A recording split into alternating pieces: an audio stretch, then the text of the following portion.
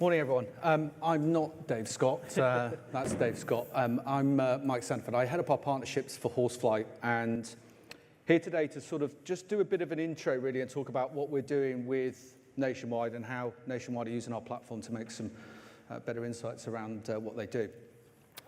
So I thought I'd start off with just a bit of facts, really, around that big word, big data. 50% of the Earth's population is now on social media, so 2.789 billion people.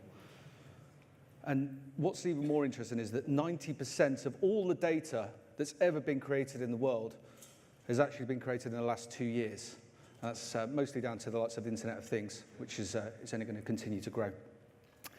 And the really scary thing of all of that, and part of the reason we're here with Nationwide today, is that we're only analysing 0.5% of all of the data that is out there in the world.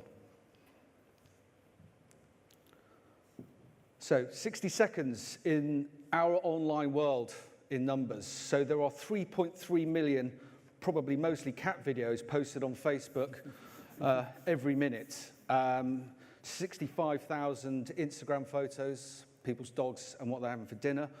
And 448,000 tweets are conducted, so and more than 120 people are joining LinkedIn every minute. So why is that relevant to today?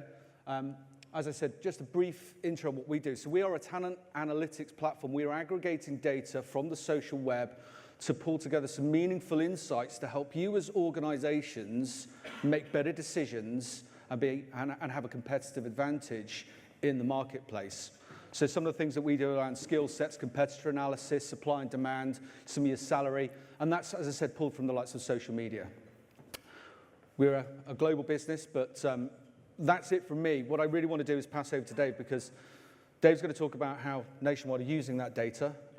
He's asked me to stay up here because if anyone needs a translator, Dave is from the West Country. And I feel okay saying that. I went to school in Devizes, so I can mock him slightly for his West Country accent. But thanks very much, and I'll pass you over to Dave. Okay, thank you. Great stuff. Morning, everyone. As Mike mentioned, I'm very farmery, so try and bear with me. I'll try and be clear. But in terms of myself, I've been with Nationwide for 7 years, and specifically talking to you about something that happened for us as a business kind of 12 months ago. So if I bring you onto this slide, we actually did a massive announcement roughly 12 months ago now regarding our tech strategy and our big investment. So you can see some of the stuff up here. It's quite staggering what we committed to as a business, which is an additional 1.3 billion into our technology, taking a total of 4.1 billion over 5 years. A technical transformation. So this is the stuff that kind of really interests me, and I think is great to see where we're trying to take it on as a business, and that's agile adoption, trying to do things quicker. DevOps standards, again, trying to improve our ways of working. Cloud exploitation, all of that really good. I think 1,000 new jobs. I don't know about you guys, but as recruiters, that's exciting. That's something I want to be involved with. And we opened a new UK technology hub, which again, we wanted to promote and be able to look at. The core focus of the strategy was to drive service leadership through digitization and multi-channel technology. And latest in line of technology investments, including largest SAP core banking. So for me, this was exciting. I love a visual, so apologies, you have to bear with me during this. But for me, there was a big reason it was exciting, and that is the ambition and the drive. And this was Nationwide basically saying, yes, we have our traditional competitors, the likes of HSBC, Lloyds, Barclays, those kind of guys. But what we're actually reacting to is the challenger banks, the fintechs, the guys that are coming into the market and doing things at pace. Those guys are able to get products to market lightning quick. We often joke about it when we're doing kind of recruitment ourselves, because everyone in the room, someone's normally got a Monzo card, because Monzo's so popular in terms of being able to create current accounts. So for me, that was a really good change of direction by the business. I think the fact it was the largest scale project I've ever seen in my 7 years at Nationwide. So again, I was keen to get involved with it. We wanted to bring in our own people and replace statement of works and day rate contractors. Again, something I'd be passionate about for us to do more via our own channels and our own routes. So to start off with, I was mega excited. Those that haven't been to Swindon, this is a live photo. But no, this was kind of the shock, and the reality for me was I'm excited and I'm involved, and then I was kind of like, oh, now I've got to find 1,000 people in Swindon that are architects, that are engineers, that are data professionals. And I started thinking, oh God, how are we going to do this? This will be a real massive challenge. So I'm going to talk through how we kind of used Horsefly to be able to influence stuff moving forward here. So when this kind of got announced, the head of tech recruitment at the time, a gentleman called Spencer, he basically held a team huddle. So he talked through all the kind of exciting stuff that was going on, all that we were trying to do in terms of competing with the fintechs, how we were trying to bring in new exciting tech that will attract people and want people to come. And he let slip in kind of this meeting that the tech hub, Oxford and Bristol were the proposed locations. For me, that was a bit of a concern. And I'll explain some context behind that, because I don't want it to come across as it's a football rivalry and I just dislike those places. It's definitely not. It's very much a case of we've recruited in Bristol for UX guys for the past couple of years and struggled a bit. And we also did some MI recently on Swindon, which pulled in Oxford, which again didn't seem like the solution to our problems. So for me, I was keen to kind of follow up after that team huddle, just to understand what if I could influence that decision. So basically, I spoke to the head of tech recruitment and said, look, is it too late to influence this decision? I think from my side, it felt a bit concerning that they seemed that far advanced and they hadn't pulled on us and used our kind of data. And it was during that spell that I think probably the most worrying thing came through for me, because that was that we were using a property company to give us recruitment market intelligence. One of the crazy kind of stats I remember from that was they were like, there's 150 architects and business analysts in Oxford. Architects and business analysts, that's a very different skill set. So is there 149 business analysts and one architect? So for me, I wanted to provide some more substance. So I asked, how do we get involved? How can we directly influence this decision? And Spencer, to his credit, the head of tech recruitment, he said, absolutely, let me loop you into the project. It was Project Seattle, it was called, and I met up with the project lead after that. The project lead, I talked him through what Horsefly can provide, and I'll go on to show you an example of that pack, but basically, the kind of stuff that it provides in there, it gives us stuff like candidate density, it gives us stuff like competitor analysis, it gives us stuff like academic background, gender splits, experience. I think all of those things were key call-outs when we're trying to look at where we can potentially put our new tech hub. So off the back of that discussion with the project lead, I created kind of detailed breakdowns around all the required skill sets. So that was for 12 separate UK locations. So we did it roughly within an hour and a half of Swindon. So the kind of locations, so stuff like Southampton, London, Reading, Oxford, Bristol, all of those, just to kind of give them a clear indication of where we should be taking this, and then kind of providing a recommendation off the back of that. So how do we get buy-in? We said up front, you need to have choice. We need you to get a list of target locations. Let's offer you a suggestion of cities, a suggestion of towns close by where we could potentially find that tech talent. As I said, that was a whole variety of places, whether that be on the south coast, whether that be down in the southeast, down towards London, whether that be in and around Swindon, whether it be Oxford or Bristol, and then kind of present to them the variety, give them choice. Retrieve a list of the skill sets. So that was a kind of key call out. I think for us, the majority of our tech hiring is across kind of, I would predominantly say engineering, architecture, data and analytics, those types of areas. So the packs that I created were off the back of those particular skill sets, so that we could demonstrate in each town and in each city which ones had the best candidates and the most available. The creation of the research packs, that was demonstrating the candidate density. When you see that stuff, I think it's quite powerful. I don't know about you guys, but often when I'm sat in front of a hiring manager, there's that kind of delusion that CVs fall on our laps, and it's just easy to recruit. And I think for me, the research pack's actually able to provide some good information behind it. And I think when you're doing stuff like candidate density, actually there's more jobs than there is candidates. how easy is your job to fill it? It makes it really tough. Also, likewise, competitor analysis. Again, just understanding what's around you and the academic stuff, academic background as well. At the end of that, I provided a recommendation at the end of the packs in terms of which locations I felt were viable. For me, it was more southeasterly.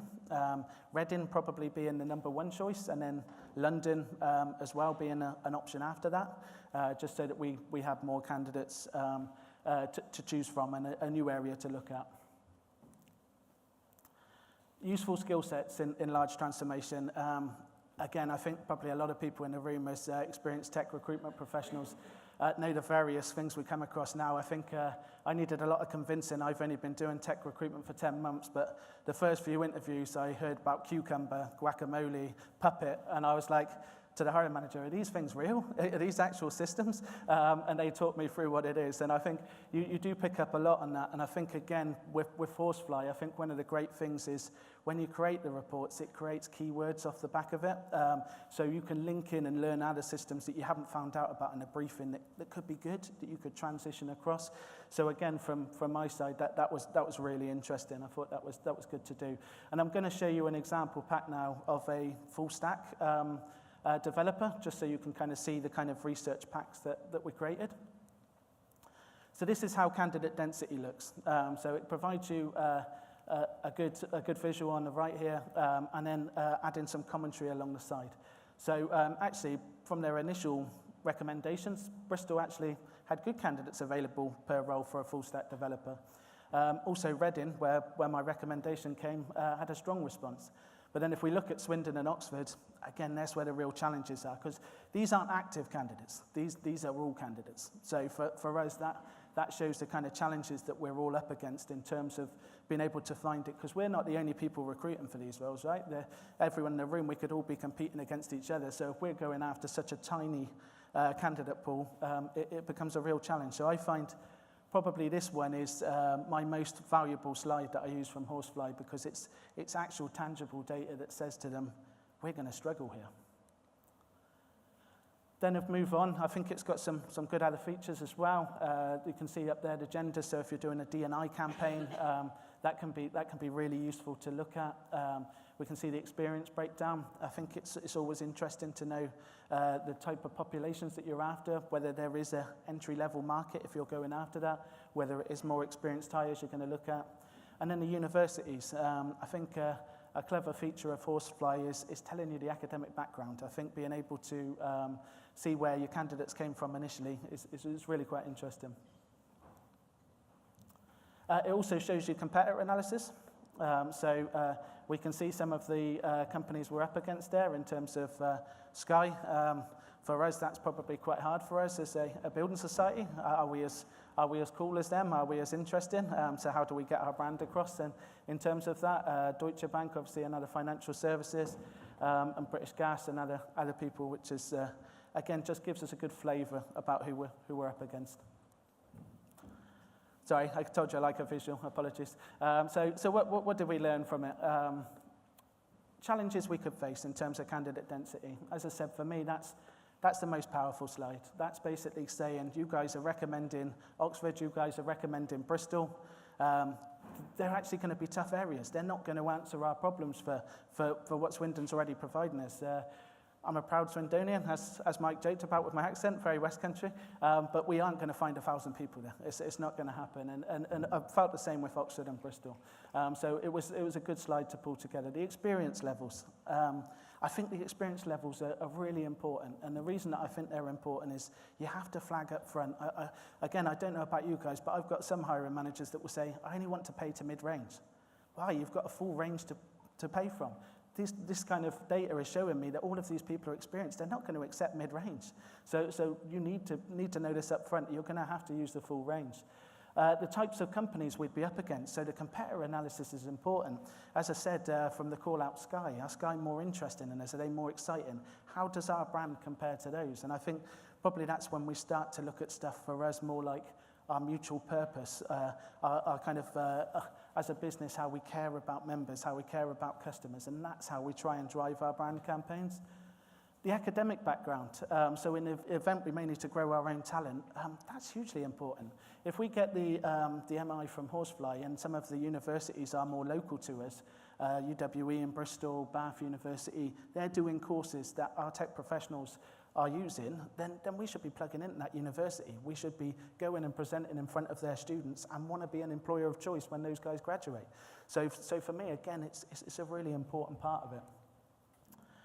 And now kind of the final bit from my side is the direct benefits of insights.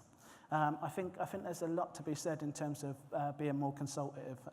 As I said, I think wrongfully we probably at times don't get the respect we deserve as recruiters, and I think being able to go with actual commentary, actual recommendations off the back of something that we've gone away and done our research on, I think is really positive. Tangible data to add weight to any recruitment discussions. So being able to go to them and say, for example, the diversity one, which I'll come on to at the end, you want a 50% diversity split. If I actually look at the whole of the UK, there's only 10% of this skill set that is female. How are we going to do that? How are we going to grow it?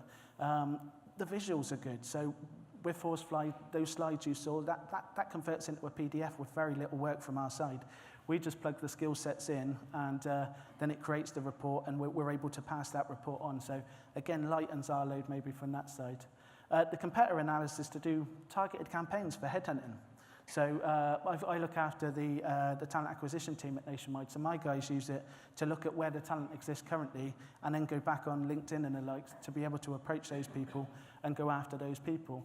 And if I think about diversity in particular, which you can filter on within Horsefly, so you can just search on females to understand who's doing it well, we can then do that and approach people from that company because we know they've done it well to see if we can find them. And I'd say just kind of a personal shout out from working with the guys, Simon in particular, who's kind of our account manager. The guys, it's a proper partnership. We don't pay over the top for what we get. They produce reports for us when we're too busy. They go out their way to support us with additional searches and reports. So for us, it's a really good kind of thing that we've got with them at the moment. But in terms of myself, I'm going to hand back to Mike for the final slide. Thanks, Dave.